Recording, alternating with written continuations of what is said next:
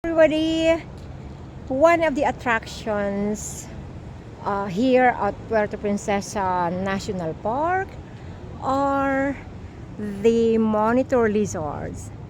Over there, look at the monitor lizard or bayawak in Tagalog. Bakit siya sa puno? Grabe, ang galing pala nilang umakyat.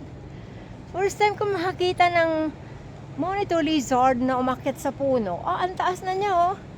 Kita nyo? Ang galing, grabe. There, come down here. Ayun siya. Galing. So, ito yung karugtong ng lagoon. Yan. Yun yung mouth ng cave. Yan siya. Yun yung mouth. Nandito ka ako sa bandang left side.